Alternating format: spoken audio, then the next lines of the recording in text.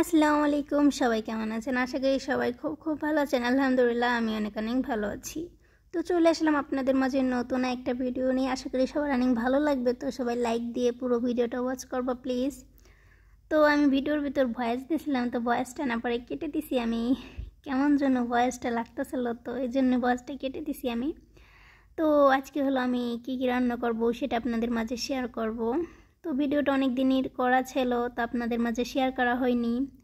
তো ভাবলাম আমি যেহেতু একটু অসুস্থ আছি, তো আমার পুরনো ভিডিওগুলো আপনাদের মাঝে একটু শেয়ার করি, কারণ এখন আমি নতুন ভিডিও একটু পরে করব, এই জন্য ভাবলাম আগের ভিডিওগুলো আপনাদের মাঝে একটু শেয়ার করি। তো এখানে আমি ডাউল ভুনা করব, এমনকি কী কী রান্না করব সেটা আপনাদের মাঝে আজকে শেয়ার করব। তো এই ভিডিওটা 6 থেকে 7 মাস আগের ভিডিও করে রেখেছিলাম। তো হঠাৎ করে ফোন ঘুরতে ঘুরতে ফোনের ভেতর না ভিডিওটা চোখে পড়লো, তো ভাবলাম ভিডিওটা আপনাদের মাঝে শেয়ার করি।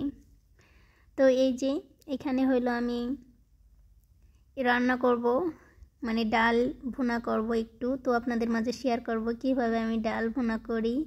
এমনকি খুবই সিম্পলভাবে মশলাটা কষাই করে নেব। এই যে এখানে হলো সব মশলা টশলা দিয়ে, এরপরে যে ডাউল ধুয়ে রেখেছিলাম ডাউলটা দিয়ে দিলাম।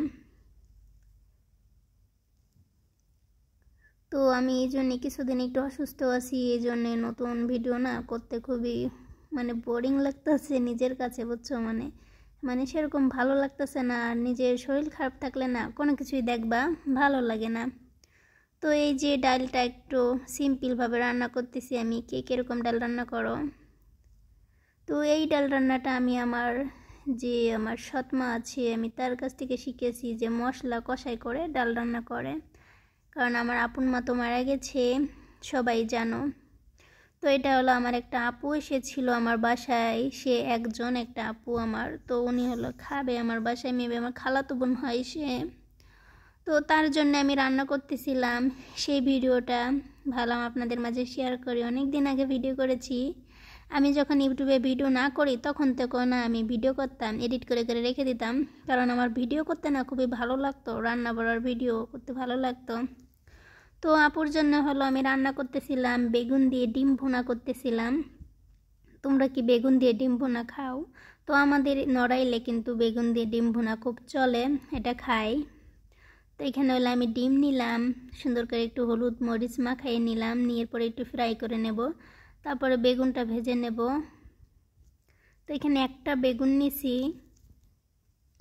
তো আপু বলতেছিল যে কোনো একটা রান্না করো, তো ভাবলাম না আসলে আমার বাসায় যেই আসুক না কেন একটা খাবারকে একজনকে দিয়ে ভাত দেওয়া যায় বলো? তো এখানে হলো যেহেতু আপু আর আমি দুইজন আর আমার হাজব্যান্ড, তো 3 জনের জন্য বেশি রান্না করার দরকার নেই, অল্প অল্প রান্না করলে হয়ে যায়। এতগুলো খাবার রান্না করলেও না নষ্ট হয়, ফেলে দিতে হয়। তো এখানে হলো আমি ভেজে নিছিলাম, সব কিছু ভেজে নেওয়ার পরে গরুর মাংস রান্না করার জন্য আলুটাও ভেজে নিলাম। আলুটা ভেজে নেওয়ার পরে হলো ওর ভিতরে আমি যেই ডিম ভুনা করার জন্য সব কিছু ব্লেন্ডার করে নিয়েছি। তো আমি সবসময় না এভাবে রান্না করি, পিএস টিএস সব কিছু একদম ব্লেন্ডার করে তারপরে রান্না করি। তো এই যে আমার ডিম ভুনা কিন্তু রেডি। তারপরে গরুর মাংস রান্না করব, সেটাও আপনাদের মাঝে শেয়ার করব। তো এখানে এলাম গরুর মাংস রান্না করার জন্য অনেকগুলো পেঁয়াজ দিয়ে দিলাম, তারপরে শুকনো মরিচ দিয়ে দিলাম। তো আর সব মশলা হলো আদা রসুন, কিছুটা পেঁয়াজ আমি ব্লেন্ডার করে নিচ্ছি।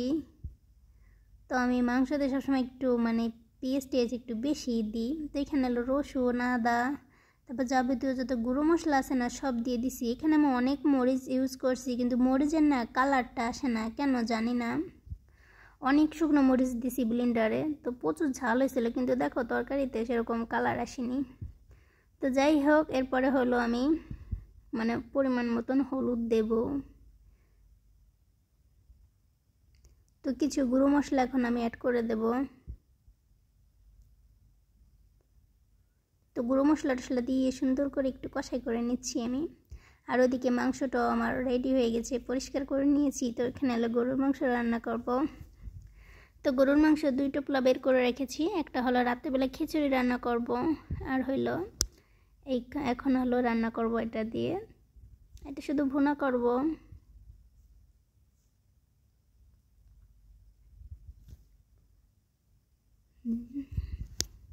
তখন সুন্দর করে মিক্স করে নেব, বুঝছো। মিক্স টিক্স করে নেওয়ার পরে হলো আমি রান্নাটা আস্তে আস্তে করে নেব। একটু পানি দিয়ে দিলাম, না হলে আমি রান্না বসাই দিলে না ভুলে যাই, পরে এসে দেখি পুড়ে যায় রান্না কোনো মাঝে মাঝে। এই জন্য আমি রান্না সবসময় চুলোর পরে রেখে কোথাও যেতে চাই না, না হয় অটোমেটিক, কারণ আমি ভুলে যাই রান্না যে আমার চুলে আছে। সবসময় আমার সাথে এমন হয়, রান্না রেখে গেলে পরে এসে দেখি প্রায় পুড়ে গেছে। তো এখন আমার মাংসটা আমি সুন্দর করে রান্না করতেছি, আর মাংসটা খুবই ছোটো ছোটো করে কেটে ভুনা করতেছি আমি। তো এইভাবে রান্না করলে না ভালো হয়। তো এইগুলো হলো আগের ভিডিও, তো আপনাদের মাঝে শেয়ার করলাম। তো আগে আমি খুবই সুন্দর সুন্দর ভিডিও করতাম, এই ইদানিং অতটা ভালো লাগে না রান্না বাড়া শেয়ার করতে, একটু করে আপনাদের মাঝে কোনো রকম শেয়ার করি। আসলে মনে শান্তি না থাকলে মানে কোনো কিছুই ভালো লাগে না করতে, ঠিক আছে, এটাই।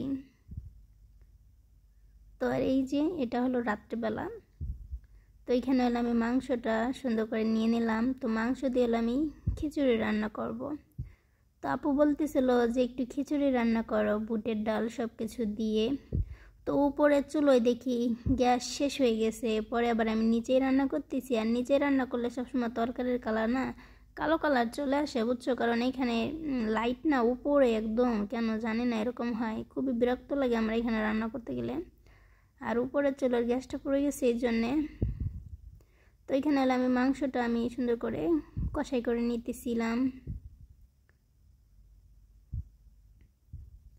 তো কষাই করার পরে হলো এর ভিতরে আমি বুটের ডাল, মুসুরির ডাল সব কিছু দিয়ে দিয়েছি।